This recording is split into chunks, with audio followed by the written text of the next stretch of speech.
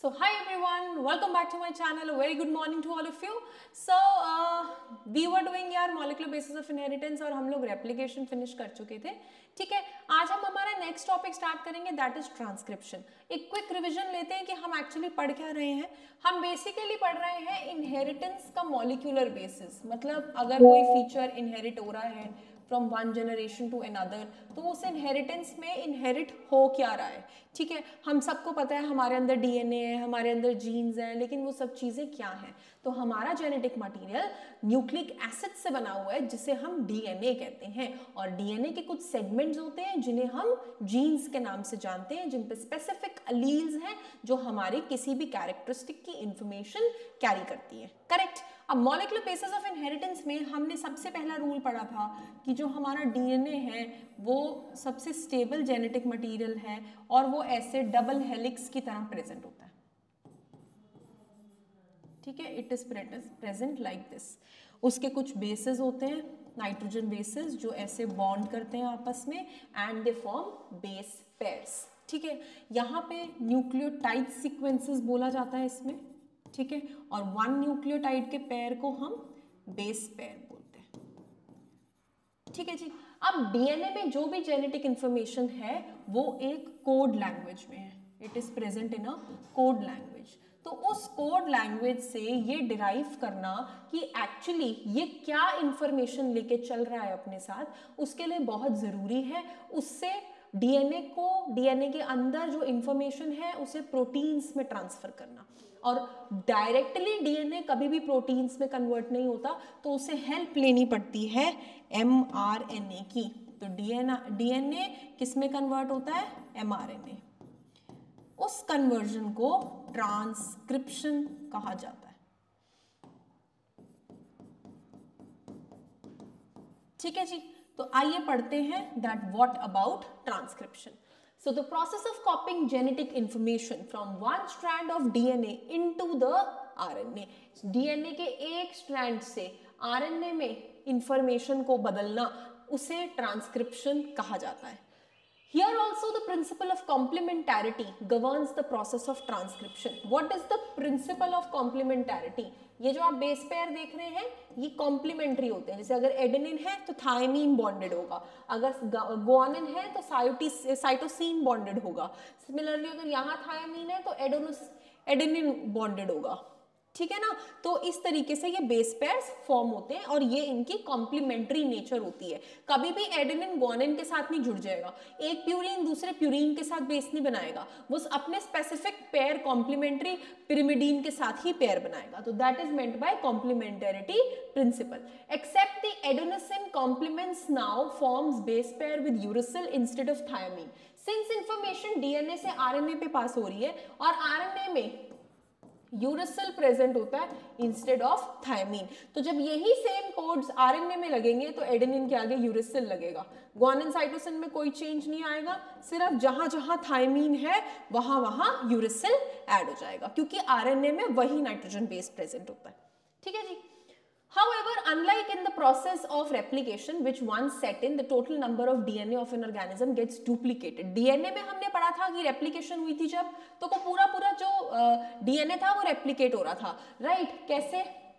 For example, ये strands थे DNA के दो. ऐसे होते हैं हमेशा DNA strand में present होता है डबल हेलिक्स में. तो कैसे replication हो रही थी? ये as it is है, इनके साथ नए स्ट्रैंड्स डेवलप हो गए जिनकी पोलैरिटी उल्टी है, लाइक दिस. इसे कहते थे रेप्लिकेशन होना, कि वन स्ट्रैंड ऑफ डीएनए से दो नए स्ट्रैंड्स बन गए. ठीक है जी. In transcription only one segment of DNA and only one strand is copied into RNA. ठीक है. तो ट्रांसक्रिप्शन में डीएनए का एक ही सेगमेंट, जैसे फॉर एग्जांपल मैं कहूं कि which one set in the total DNA gets removed. In transcription only a segment of DNA and only one of the strands get copied into RNA. For example सिर्फ इसी का copy होगा किसमें? mRNA में. तो ये जो हमारी यूनिट होगी इसे हम ट्रांसक्रिप्शनल यूनिट कहेंगे. पूरे के पूरे स्ट्रैंड के अंदर एकदम से नहीं होती ट्रांसक्रिप्शन, पहले तो एक ही स्ट्रैंड की होगी और एक स्ट्रैंड में भी सेगमेंट्स टू सेगमेंट्स की ट्रांसक्रिप्शन होती है. This necessitates defining the boundaries that would demarcate the region. ये कोशिश करेगा और डिफाइन करेगा बाउंड्रीज जो उस रीजन्स को अलग अलग करेंगे। And the strands of DNA that would be transcribed, वो डीएनए के स्ट्रैंड्स जो आगे ट्रांसक्राइब हो सकते हैं।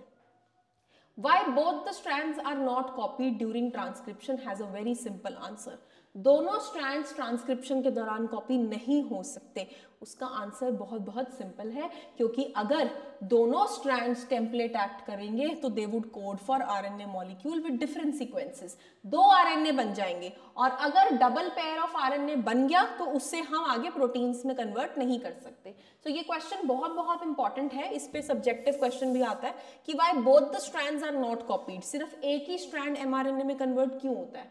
क्योंकि अगर दोनों स्ट्रैंड्स टेम्पलेट की तरह एक्ट करेंगे तो they would code for RNA molecule with different sequences, है ना। तो उसमें ऑपोजिट सीक्वेंस आ जाएगा, वो नहीं चाहिए हमको, हमें सेम चाहिए। एंड इन टर्न प्रोटीन्स भी डिफरेंट हो जाएगा। अगर कोड्स का सीक्वेंस उल्टा हो गया तो वो डिफरेंट प्रोटीन्स के लिए कोड करेंगे। राइट नाउ शायद आप ये बात नहीं समझ पा रहे होंगे, तो मैं आपको एक छोटी सी चीज समझाती हूँ। बेसिकली हमारे डीएनए पे ना ऐसे कोड्स प्रेजेंट होते हैं लाइक दिस। अब ये कोड्स कुछ नहीं है, ये नाइट्रोजनस बेसिस है, जैसे एडेनिन, यूरेसिल, गुआनिन, ऐसे। तो ये AUG एक कोड है पूरा, क्योंकि कोड में 3 न्यूक्लियोटाइड, ये 3 नाइट्रोजन बेसिस एग्जिस्ट करते हैं, तो इसे हम बोलते हैं कोडोन। अब ये जो हमारा AUG कोड है, ये methionine protein, methionine amino acid बनाता है, ठीक है। टाइप्स ऑफ अमीनो एसिड्स होती हैं, ये हमें पता है, जो अमीनो एसिड मिलके प्रोटीन चेन बनाती है, तो ये AUG मिथ्योनिन के लिए कोड करता है। अब फॉर एग्जाम्पल तुम्हारे दोनों स्ट्रैंड्स हो रहे हैं, तो वो दूसरा जो बनेगा उसमें तो यार अगर दोनों आरएनए का तुम कॉपी करोगे तो वो यहाँ पे UAC ये नहीं बन जाएगा कॉम्प्लीमेंटैरिटी के हिसाब से, ठीक है ना। तो वो नहीं हमें करना, हमें सेम चाहिए, हमें AUG का ही प्रोटीन बनाना है, तो इसलिए हम दोनों स्ट्रैंड्स को नहीं साथ में कॉपी कर सकते। Now hence one segment of DNA would be coding for 2 different proteins and this was complicate the genetic information transfer machinery। उससे तो complication बढ़ जाएगी हमारी ट्रांसफर में।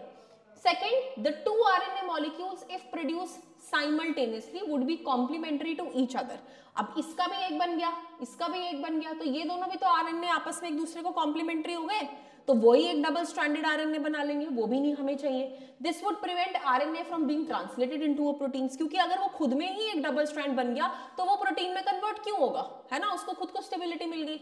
Hence the exercise of transcription थोड़ी सी डिफिकल्ट हो जाएगी, करेक्ट। तो ये कुछ इंट्रोडक्शन थी कि ट्रांसक्रिप्शन होता कैसे है और किस किस चीज को लेके ट्रांसक्रिप्शन किया जाता है। अगले यूनिट में, अगले उसमें हम पढ़ेंगे ट्रांसक्रिप्शन यूनिट। जैसे मैंने आपको बताया कि इसी सेगमेंट में ट्रांसक्रिप्शन होगी, तो इसी सेगमेंट की डिटेल्स हम इस टॉपिक में नेक्स्ट वीडियो में कवर करेंगे, ठीक है जी। That is all guys, thank you so much for watching my lecture. I hope आपको ट्रांसक्रिप्शन का बेस मतलब समझ में आ गया।